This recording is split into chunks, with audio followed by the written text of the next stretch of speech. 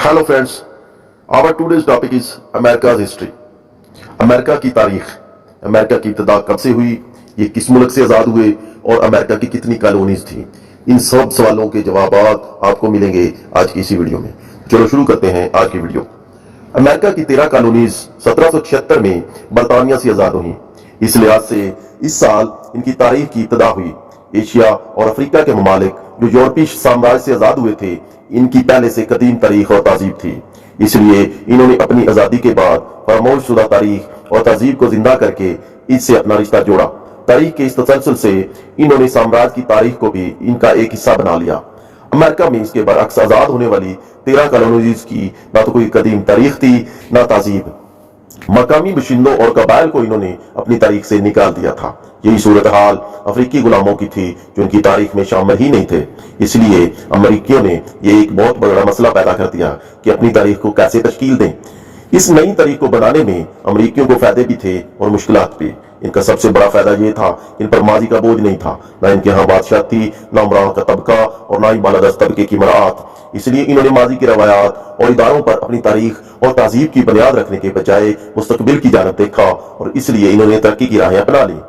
Telling the Truth About History के मुसन्नफ ने इस जानब इशारा किया है कि अमरीकी मुआशरे में कौम परस्ती की कोई भी अलामत नहीं थी, क्योंकि कौम परस्ती में सबसे ज्यादा मोहब्बत लगाव जमीन से होता है। लेकिन अमरीकियों के पास ये जमीन इनकी नहीं थी, क्योंकि इन्होंने रेड इंडियंस को बेदखल करके इस पर कब्जा किया था। ये एक इंसानी जुर्म था, लेकिन इसको जायज करार देने के लिए इन्हें मंतक का सहारा लेते हुए ये दलील दी कि चूंकि मकामी मिशिंदे इस जमीन का इस्तेमाल नहीं कर रहे थे और ना ही इनमें ये सलाहियत थी क्योंकि वे जमीन को ज़रई बनाकर पैदावार कर सके, इसलिए अहले यूरोप का ये हक है कि वह जमीन से फायदा उठाएं और तरक्की करें।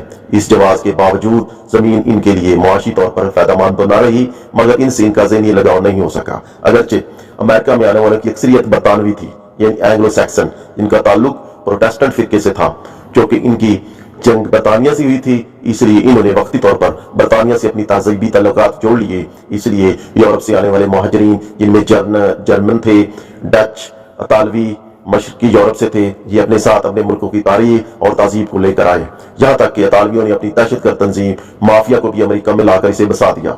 अमेरिका की तारीख के इब्तदाई दिनों में यहाँ बहुत से ऐसे मजहबी फिरके आए जिनके साथ यूरोप में तसब्बुब बढ़ता जा रहा था, लेकिन अमेरिका में आने के बाद इन फिरकों ने भी अपने यहाँ तसब्बुब को कायम किया। मसलन मैसाचुसेट्स में आबाद होने वाले फिरका जो पिलग्रिम फादर्स कहलाते थे ने कोई कर्ज को जो जंग का मुखालिफ फिरका था बर्दाश्त ना किया और कुछ को तो जिंदा भी जला दिया। यहूदियों के लिए भी इनके यहाँ कोई गुंजाइश नहीं थी, क्योंकि अमरीकी आबादी की अक्सरियत मसीहत के प्रोटेस्टेंट्स कबीले से ताल्लुक रखती थी। इसलिए ये कैथोलिक फिरके के सब मुखालिफ थे और कैथोलिक फिरके के मानने वालों के साथ तासुब बढ़ता जाता था। जब 1845 में आए दिन आलू की वजह से कहत पड़ा तो हजारों की तादाद में आयरिश के साथ जिल्लत अमेज बर्ताव किया गया। हिंदुस्तान से मुहाजिरीन जो कैलिफोर्निया में आकर आबाद हुए वो नस्ली तासुब का शिकार हुए। इनमें अक्सर ने काश्तकारी की, इनको ना तो किसी बैंक ने कर्जा दिया और ना ने किसी ने इमदाद दी।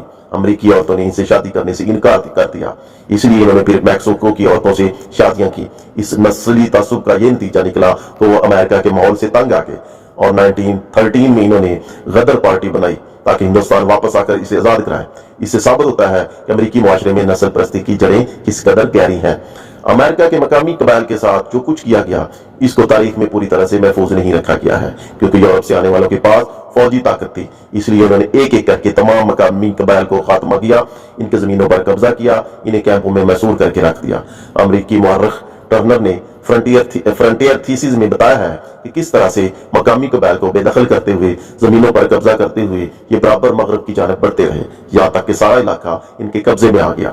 अमेरिका के बारे में आमतौर पर यह कहा जाता है कि यह तबकाती मुआशरा नहीं है और यहाँ मसावात है, लेकिन यह भी दरोग कोई परमुशमनी है, क्योंकि अमेरिका की इब्तदाई तारीख एक बड़ी तादाद में गरीबों और मुफलिसों को बरतानिया से निकाला गया। इन्हें जहाज़ों में भरकर भेजा गया कि यहाँ इनसे मेहनत और मजदूरी कराई जाए।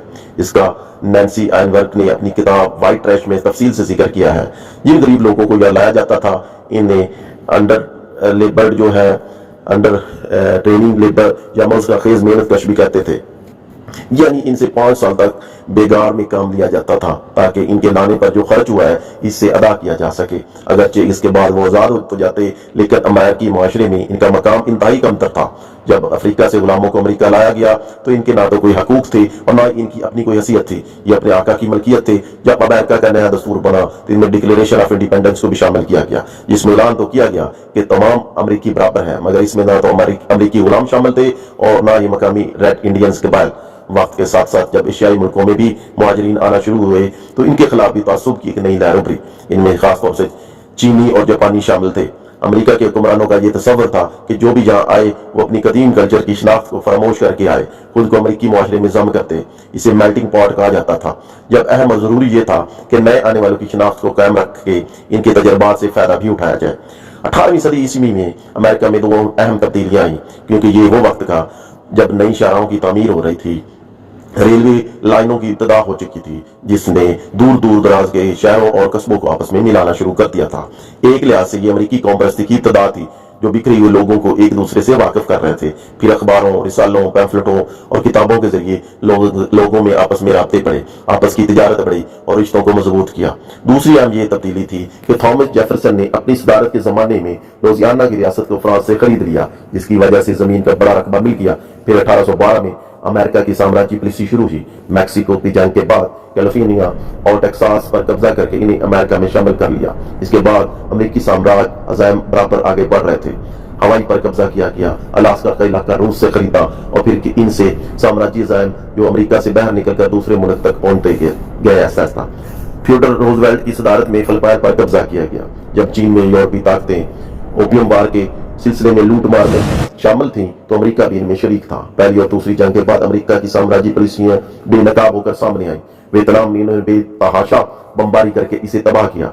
एशिया, अफ्रीका, जनूबी अमेरिका में जमहूरी हुकूमतों का तख्ता उलट कर वहां अमरीतों की सरपरस्ती की गई। अगरचे अमेरिका खुद को जमहूरियत का चैंपियन कहता है, मगर इसकी अपनी जमहूरियत का जो है कारपोरेट इदारों की असीर है। यही वजह है कि वह अफ्रीकी बशिंदे जो अगरचे गुलामी से आजाद है मगर सरमायादाराना जंजीरों में कैद है। इस जमहूरियत में ना तो अमेरिकी रियासत अवाम की तालीम, सेहत और रोजगार की जिम्मेदार है और ना इनके तहफ़्फ़ुज़ की। असले की आज़ादाना फरोख्त की वजह से मुआशरे में तशद्दुद और दहशतगर्दी के वाक़यात होते रहते हैं, जिन पर रियासत का कोई कंट्रोल नहीं है। लेकिन अमेरिकी मुअर्रिख़ और ख़ास तौर से निसाब की किताबें लिखने वाले अमेरिकी तहजीब को शानदार बनाकर पेश करते हैं और इन वाक़यात को नज़रअंदाज कर देते हैं, जिनका ताल्लुक नस्ल परस्ती और तअस्सुब से है। वो अपने फाउंडिंग फादर्स को हीरो बनाकर पेश करते हैं, जब वो ये अफराद थे जो गुलाम रखते थे और इनके साथ सख्ती से पेश आते थे। इन हुक्मरानों ने आज़ादी के बाद अपने मुआशी मामलात को और मफादात को पूरा किया। इनके बारे में एक मुअर्रिख़ चार्ल्स हेयर्ड ने अपनी तहरीरों में तफसील से बयान किया है। इसलिए यह सवाल पैदा होता है कि अमेरिका के हुक्मरान तबके जिनके पास माली वसाइल, फौजी और न्यूक्लियरी ताकत और इल्म के असूल के लिए मेयारी जामियात मौजूद हैं, क्या ये इन मराहत को अपने हद तक महदूद रख के दुनिया को अमन के साथ रहने का या जंगों और तसादम के जरिए अपने मफादात को पूरा करता रहेगा? इसके दानश्वर अमेरिकी रियासत को सुपर पावर बनाकर इसे आलमी तसल्लुत दिलाना चाहते हैं और ये बात बार बार कही जाती है कि रूस के बाद इसको चैलेंज करने वाली कोई ताकत नहीं है। इसलिए वो आज़ाद है कि जहाँ चाहे जंग करे और जहाँ चाहे अपनी मर्जी की हुकूमतें कायम करे। यही वो रवैया है जो अमेरिकी साम्राज्य को अमन आलम के लिए खतरा बनाता है। तो नाजरीन, ये थी आज की वीडियो। अगर मेरी वीडियो आपको अच्छी लगी हो तो प्लीज़ इसे लाइक भी कीजिएगा, इसे शेयर भी कीजिएगा और साथ में मेरे चैनल को सब्सक्राइब भी कीजिएगा। बहुत शुक्रिया।